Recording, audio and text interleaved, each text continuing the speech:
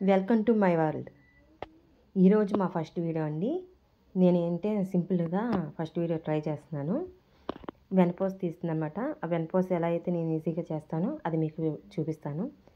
నేను ఇది వారం రోజులు బట్టి తయారు చేసిన ఇది మేగడండి. ఆ మేగడంతా 2 స్పూన్లు చొప్పున వేసుకుంటూ, అంటే ఇది ఫ్రిడ్జ్లోనే ఉంది, ఫ్రిడ్జ్లో నుంచి డైరెక్ట్గా తీసి మిక్సీలో వేసేసుకున్నాను.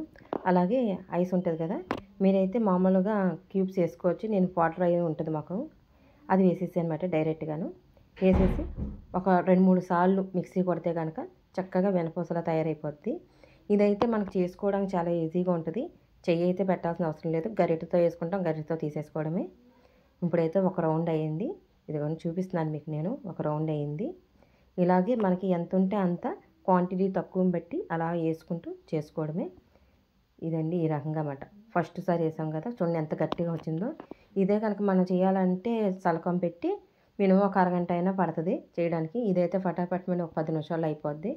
చల్లనీళ్ళు వేసుకున్నా మీరు చేసేటప్పుడు కూడా మీరు కొంచెం ఐస్ వాటర్ వేసుకుంటే మంచిగా అయిపోద్ది అన్నమాట. ఐస్ వాటర్ కన్నా ఐస్ క్యూబ్స్ వేసుకొని తీసేసేయండి, వచ్చేది. లేకపోతే డైరెక్ట్గా పెట్టేసినా సరే మీకు వెనపూస రెడీ అయిపోద్ది. నేనైతే చాలా వరకు కూడా వెనపూసని డైరెక్ట్గా ఇంకా కడగలాలు గట్ట ఏం చేయకుండా పెట్టేస్తాను. ఒక్కొక్కసారి అయితే కనుక పెరిగేసినప్పుడు మట్టుకి క్లీనింగ్ చేస్తామన్నమాట. ఒక 3-4 సార్లు క్లీనింగ్ చేస్తాను. మీగడతో వేసినప్పుడు అసలు నేను క్లీనింగ్ చేసుకోవాల్సిన అవసరమే లేదు.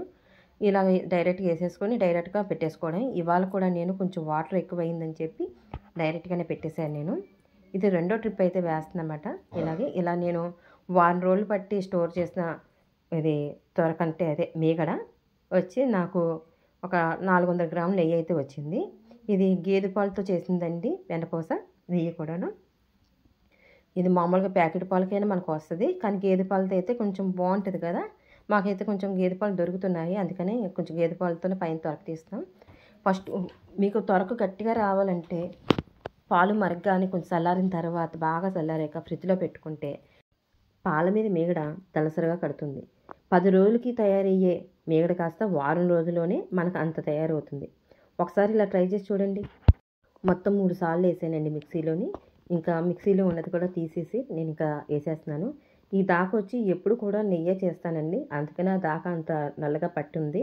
మీరు చూసి క్లీనింగ్ ఎంత ఇలా ఉందని అనుకోవద్దు, అది నెయ్యి చేయడానికే స్పెషల్గా పెట్టేస్తున్నాను. ఇంక నేను ఇప్పుడైతే కంప్లీట్ అయిపోయింది.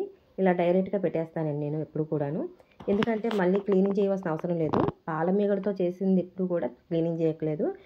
మీరు మజ్జిగ వేసుకుంటే కనుక అది క్లీనింగ్ చేసుకోవాలి 2-3 సార్లు, అంతే స్మెల్ వస్తుంది, పులిపోతే ఉంటుంది కాబట్టి. బాక్స్లో ఉన్నది కూడా మొత్తం అంతా వేసేసుకొని నేనైతే స్టవ్ మీద పెట్టేశానండి. స్టవ్ మీద పెట్టి సిమ్లో పెట్టుకుంటాను నేను, ఎందుకంటే అసలు పొంగకుండా ఉంటుంది. పొంగిందనుకోండి ఆ స్టవ్ అంతా క్లీనింగ్ చేసుకోవాలి కదా. సిమ్లో పెట్టుకొని మన పని అంతా అయిపోతుందన్నమాట అది నెయ్యి అయ్యేటప్పటికి. ఇలాగ మధ్యలో ఒక పొంగు వచ్చిన తర్వాత ఒక గుప్పుడున్నర కరివేపాకు, అలాగే ఒక చెంచాడు మెంతులు. ఈ మెంతులు కరివేపాకు దేనికి అంటే ఇందులో వచ్చే స్మెల్ ఉంటుంది కదా, ఆ స్మెల్ అంతా కూడా చక్కగా పోతుంది. రెండోది, మనకి మార్కెట్లో కొన్న నెయ్యి పూసపూసలు కడుతుంది కదా, ఈ 2 వేస్తే ఆ రకంగా పూసపూసలు కట్టి చక్కగా కమ్మగా కూడా ఉంటుంది.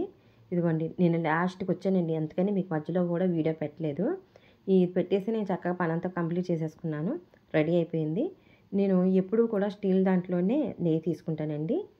అలాగే ఇప్పుడు స్టీల్ది పెట్టుకొని జల్లిది పెట్టాను చూడండి స్టీల్ది, అలాగా స్టీల్ దాంట్లోనే తీసుకుంటున్నాను.